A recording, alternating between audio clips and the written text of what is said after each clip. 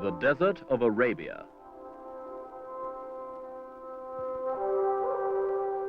There are 2 million square kilometers of it.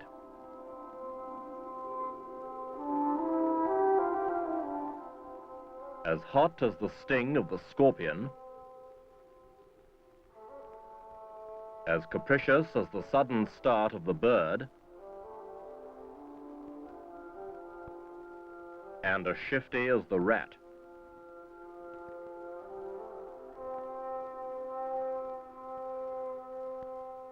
A bush with branches like wire may find enough moisture to grow and even flower. But this pitiless desert will kill a man who doesn't take water with him.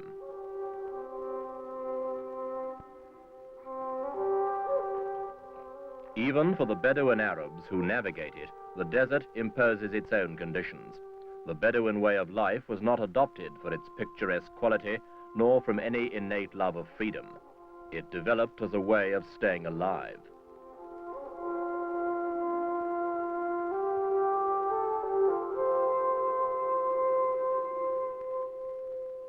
It teaches men to accept fate and to go their own way.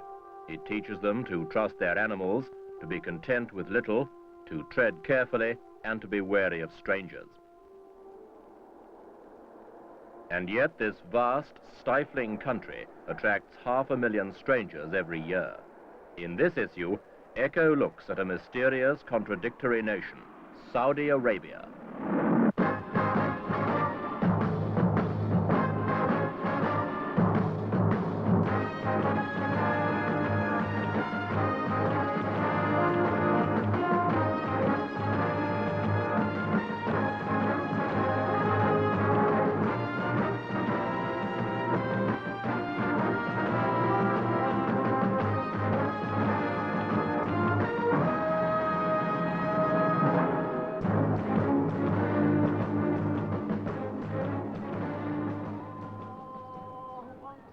Jeddah, the principal port and main gateway into Saudi Arabia, epitomizes the country, a mixture of ancient Arab culture and Hilton Hotel architecture.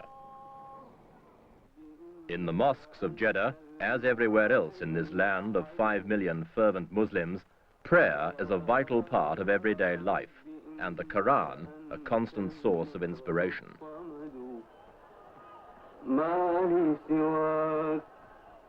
For of all the Muslim religion's 700 million adherents, none keep the faith more strictly than the Saudi Arabians. Until comparatively recently the incorruptible bastion of Puritan rigor, this country went unchanged and unchangeable for 13 centuries, since the time of the Prophet Muhammad himself.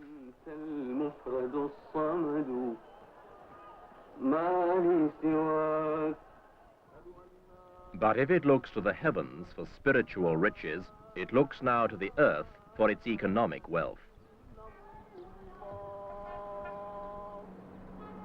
For centuries, the small city of Jeddah and others like Medina and Mecca were the only settlements and sources of trade and revenue in a patchwork collection of deserts and quarreling tribes. It was not until the turn of this century that an Arab ruler, Abdul Aziz ibn Saud, began to piece together this jigsaw to make one kingdom.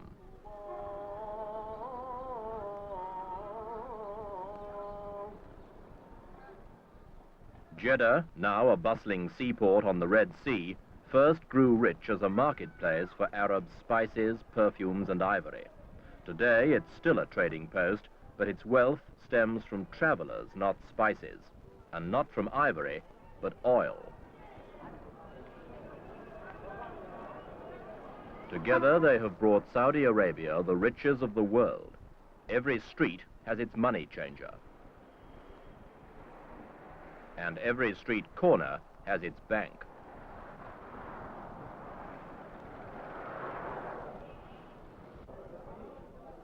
The Saudis, simple men who once seized power with the sword, men who knew what it was to go hungry, suddenly found the magic key to unlock the treasure chest of the Western world. The key was oil. Last year, revenue from oil totaled $4,000 million. Jeddah, like other towns in this country, has some of the richest traffic jams in the world. They use Cadillacs for taxis and have built modern streets, shops, and apartment blocks to match. As the thirst for oil grows bigger, this place gets richer and richer and richer.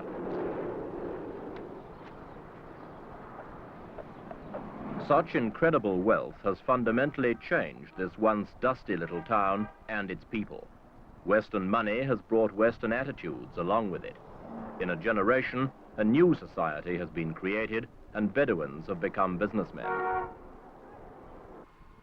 Sheikh Ashmawi's family once sold camels. He's in computers.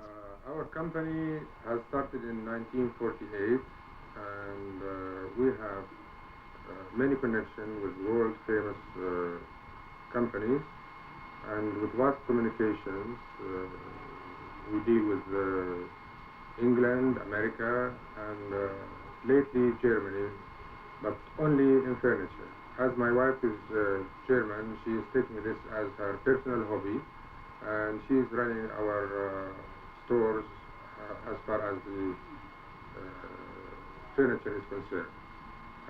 She does the buying, and she is completely responsible for this aspect of our business.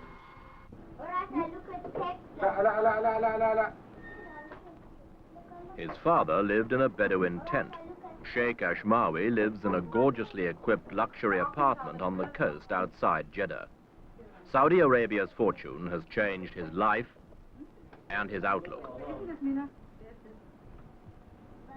His daughter speaks English.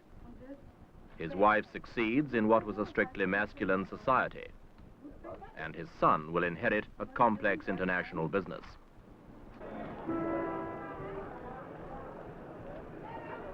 Men like Sheikh Ashmawi have mastered the intricacies of trading oil for imports of raw materials. These are needed for a rapidly expanding development program intended to update the living standards of 5 million Saudis. To make it work, they need to import even the labor. Several 100,000 Yemenis provide the muscle for the new Saudi Arabian economy. Oil provides the capital.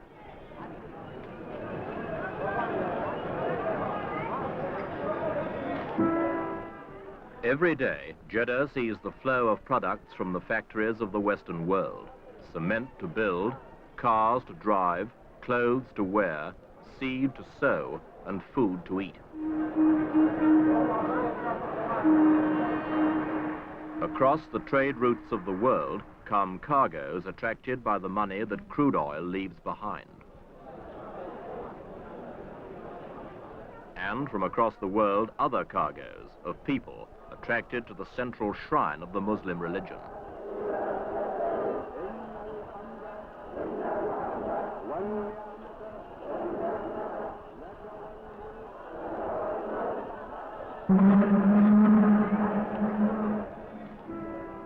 More than 500,000 people come to Saudi Arabia every year in fulfillment of their sacred duty to make the pilgrimage to Mecca at least once in their lifetimes. To the place where 700 million Muslims direct their thoughts, these 500,000 now direct their feet.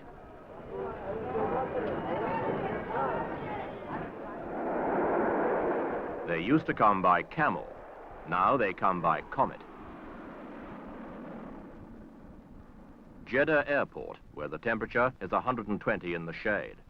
To land here is to be hit by a suffocating blast of heat, but to land here is also to be cleansed. From French Africa, Guinea, Afghanistan, Algeria, Malaya, India, Bulgaria, Yugoslavia, Czechoslovakia, and Spain. Journeys that once took weeks now take hours. Once a year, they make the pilgrimage, the Hajj, to keep faith with Muhammad.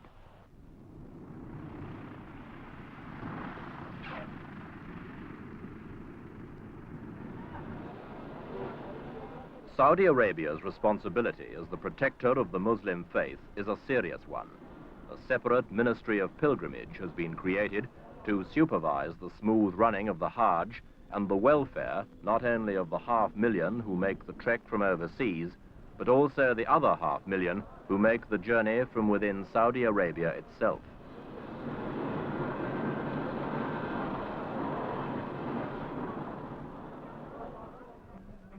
Two new pilgrim cities have been built near Jeddah to accommodate them. Fleets of buses are provided to take them the 50 miles to Mecca, and new roads, built by British and Italian engineers, have been laid down to smooth the journey.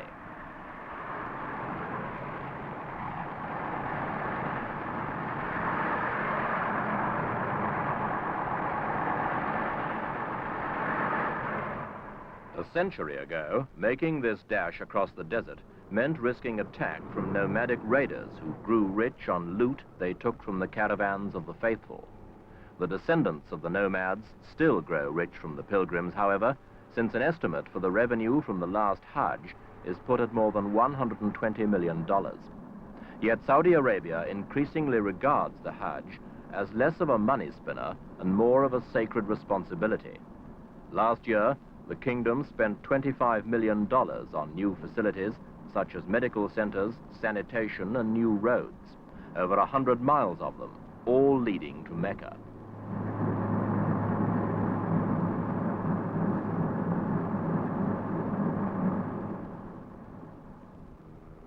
Fittingly, it is on the road to Mecca that the two major influences on the kingdom of Saudi Arabia cut across one another. In one direction, religion; in another direction, oil. Saudi Arabia was the first of the Arab countries to reap the benefit of the world's most important fuel. Millions and millions of tons have already been pumped out, but it's been estimated that half the world's known reserves of crude oil still lie beneath this barren, featureless desert. And this nation's income of $4,000 million a year is likely to compound by 10% a year for the next decade at least.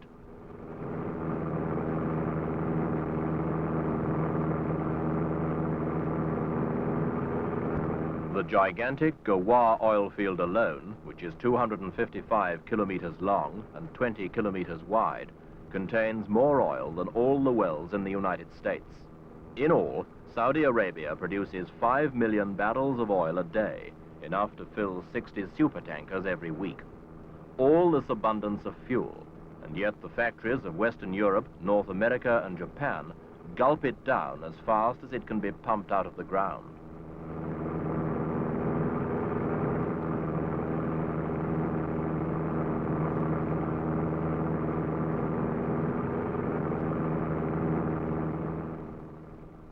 Saudi Arabia, just a dot on the map, has the best part of the industrial world tied to it because of the need for more and more oil.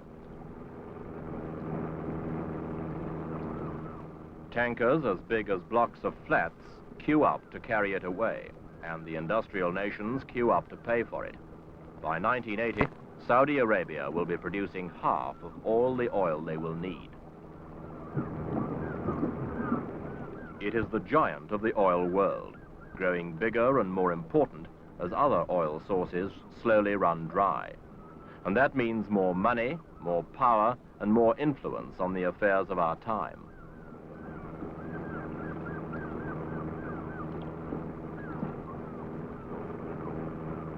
An accident of birth made Saudi Arabia the cradle of the Muslim religion. An accident of nature provided it with almost unlimited wealth. To paraphrase an old Bedouin salutation, God has smoothed Saudi Arabia's path.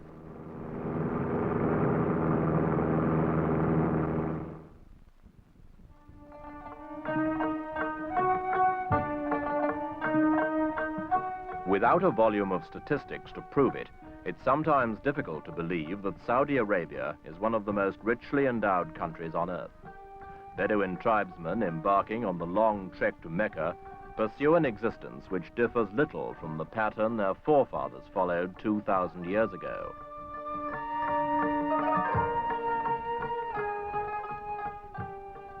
They come from Saudi Arabia's empty quarter, a seemingly endless expanse of sand where nature is capricious and shifty, a land of searing heat and occasional rainstorms, where the very shapes of the sand dunes are continually changed by the winds, where oases which were sweet one year are bitter the next, where to plant a seed is an act of hope, and to see it wither away before bearing fruit is not to be surprised.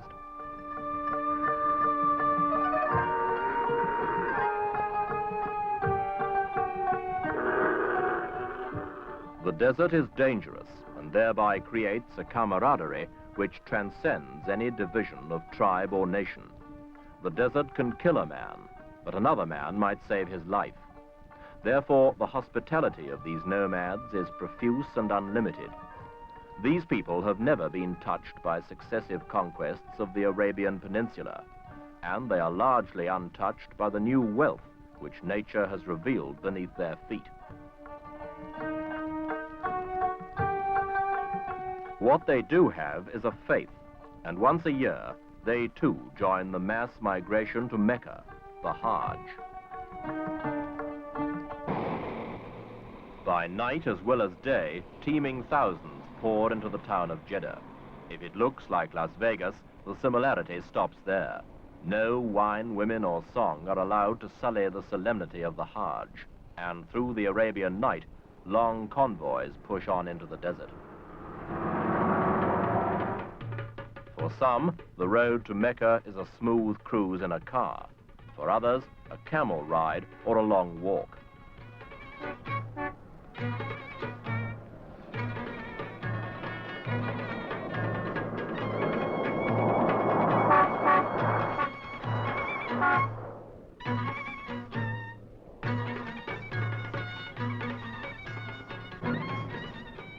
What they have in common is a deep-rooted urge to answer the call of Mecca at least once in their lives.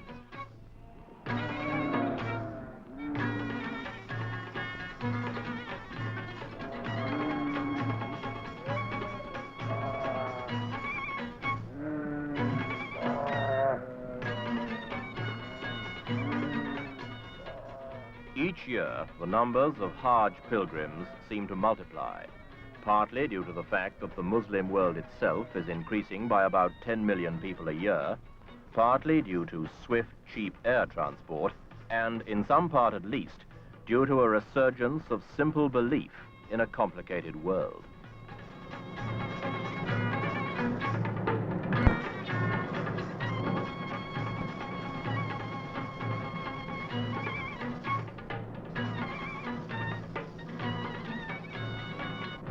In this wild country, the immovable, in the form of the Muslim faith, meets the irresistible, in the form of 20th century change. But it seems to make little impression on the old.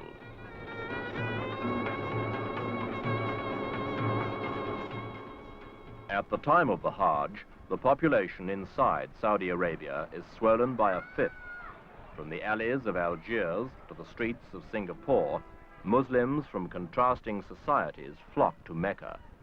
And like the flood of money it reaps from its oil, Saudi Arabia absorbs them all, without allowing any of them to alter its ageless structure.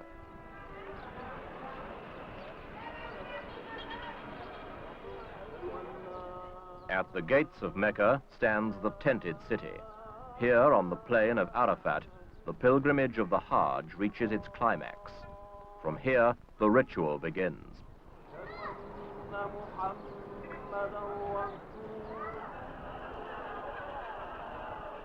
The purpose of the Hajj is to allow the pilgrim to purge his soul, an objective given substance by this ritual's stoning of the devil.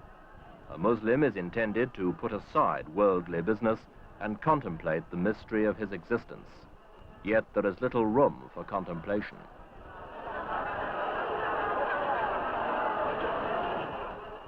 At the core of this sacred edifice, the sheer weight of numbers makes it difficult to sustain the basic simplicity of the pilgrimage to Mecca. What was once an opportunity for a man to ponder the marvel of Muhammad's teachings, which began here and now influences 1/5 of the world, has taken on the appearance of a gigantic package tour.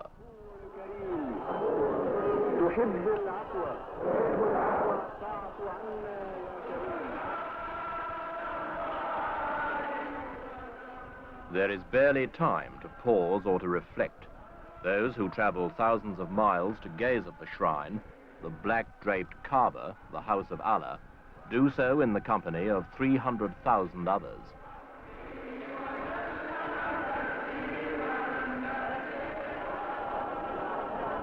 The first to perform the rituals at the opening of the Mecca rites is King Faisal ibn Abdel Aziz.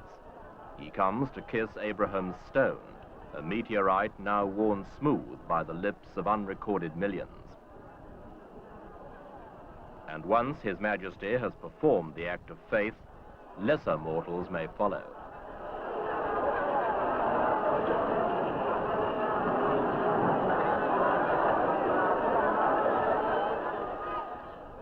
From this moment, 1 million more pilgrims, some here, some still wending their way, will obey the ancient precepts of the Hajj, all minutely described and all to be rigidly observed.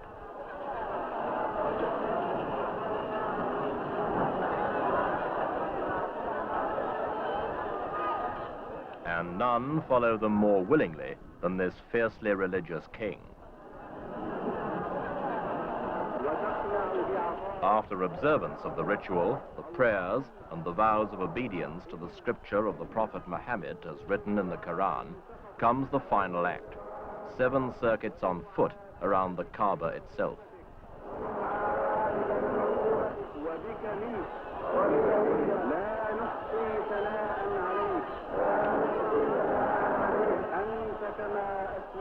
The Kaaba is said to have been built by Abraham on the site of the Garden of Eden, and is the focal point of all Muslim belief. To abandon this place, Muhammad said, would be to signal the very end of the world.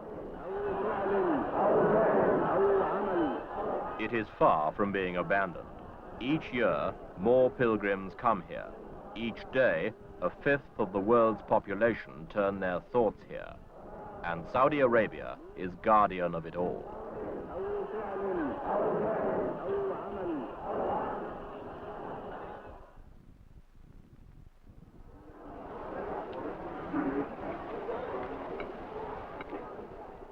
Saudi Arabia and its ruler, King Faisal, rightly regard themselves as the stewards of the Muslim faith. Yet the annual pilgrimage of Muslims, the Hajj, serves more than simply a religious purpose for king and kingdom. It serves as a reminder that Saudi Arabia is a potent force in the Arab world and beyond. Faisal, a 64-year-old monarch who assumed the throne 9 years ago, is firmly anti-communist. He believes communism to be the mortal enemy of Islam. Saudi Arabia has no diplomatic relations with any communist state. The Russians seem equally eager to label Islam a tool for class oppression, despite there being 30 million Muslims within the Soviet Union. During the Hajj season, however, all Muslims, even those of communist states, can enter the kingdom to fulfill their religious duty. The delegation from the Soviet Union usually numbers fewer than 24 persons. While the foremost advocate of Islamic solidarity, Faisal refuses to support or condone the excesses of Palestinian terrorists, and unlike his predecessors, he is applying the wealth brought by oil to the good of his people. Faisal greets foreign dignitaries during their visits to Mecca, taking the opportunity to mix politics with religion in a new and powerful combination.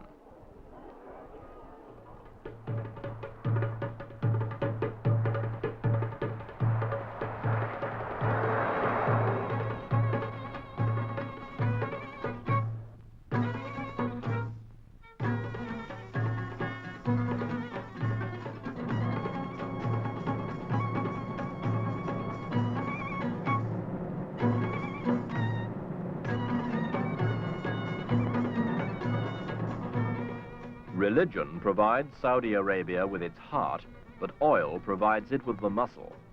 The one without the other would render Saudi Arabia either pious and poor or rich and isolated.